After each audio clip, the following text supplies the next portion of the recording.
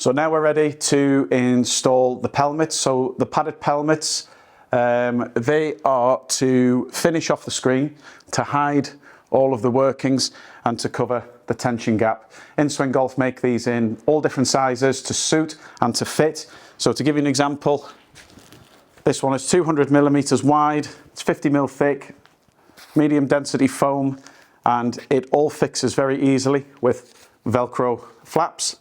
So all of the pads fix with Velcro to the walls, the ceiling, and actually to each other as well. So what we get is we get a self-supported pelmet system. It's not attached to the screen. It's easy to change. It makes the screens easy to change.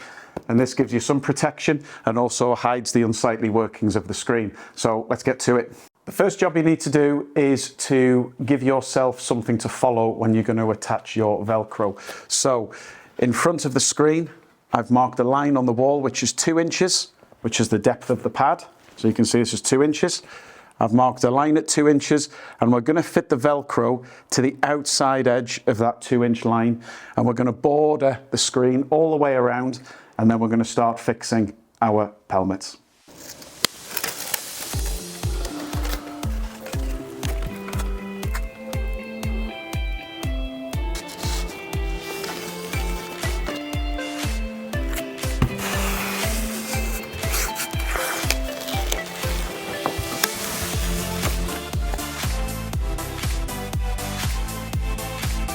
So now we have the Velcro surround all around the screen, we're ready to fit the pelmets.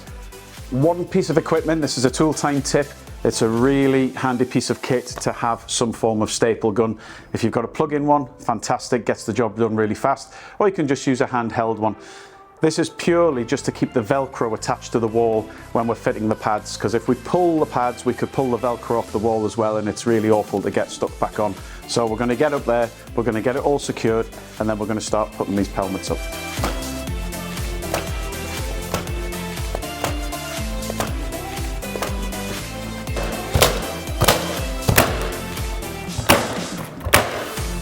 So now we've got all the Velcro secured in with the staples, we're going to go up and fit our first pad.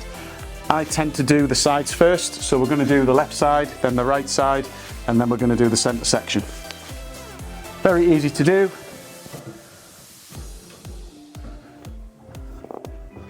Folding the flap towards the front of the pad so it doesn't get stuck to the Velcro unnecessarily. We're going to line the pad up, right up against the screen fixings, right up into the ceiling there.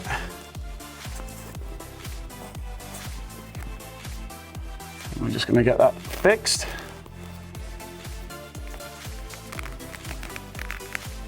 And then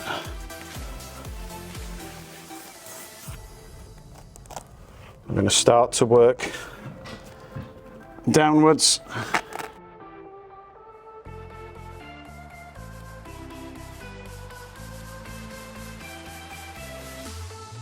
So the top section is probably the hardest if you're doing this on your own, because until you get past halfway, the weight of the pad will start pulling off what you've done.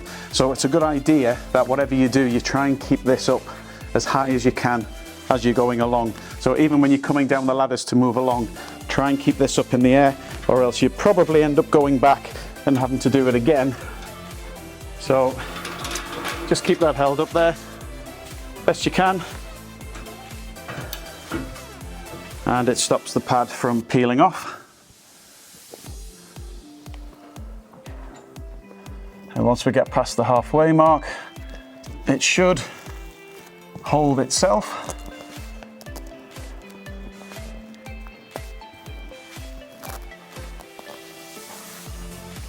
Just like that.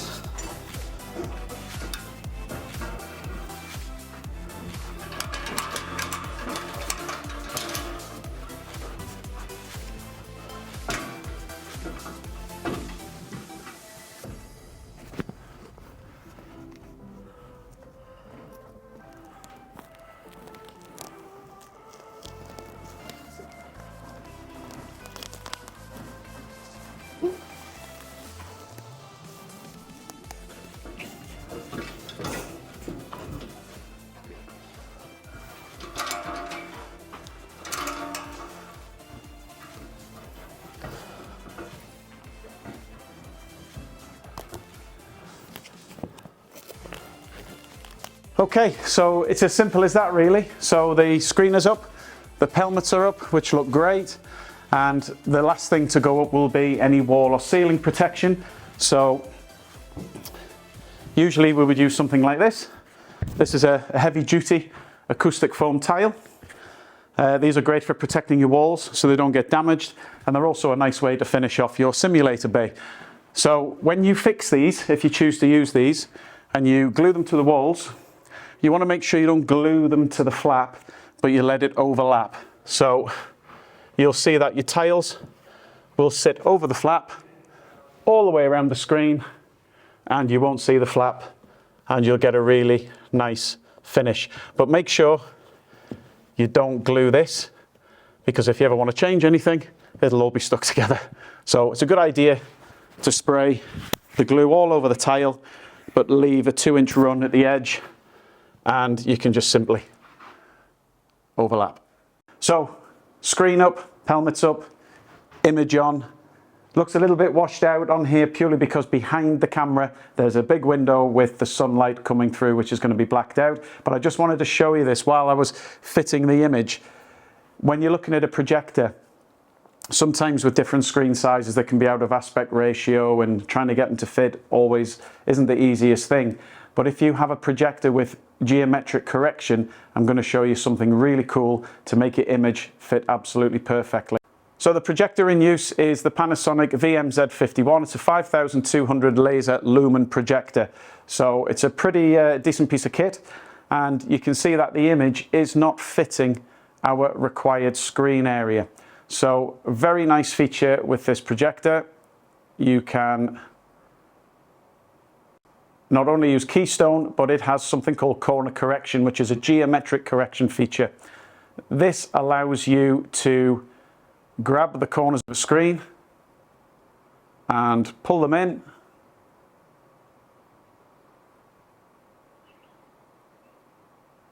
to fit the image just how you want it. So just to note, you can only do this when the image on the screen is larger than you require. You can't have a smaller image and make it bigger. But a couple of little adjustments. It only takes a few seconds. You can see it's not distorting the image in any way either.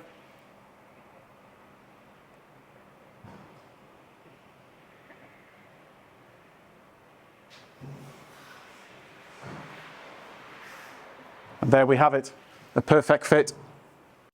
Well, thanks for watching the video. I hope that you have found it useful and it may help you to do your own golf simulator area and make it look as nice as this. Don't remember to hit the subscribe button, In Swing Golf, follow us, and don't forget to check out our website. It's where you can buy all of these products.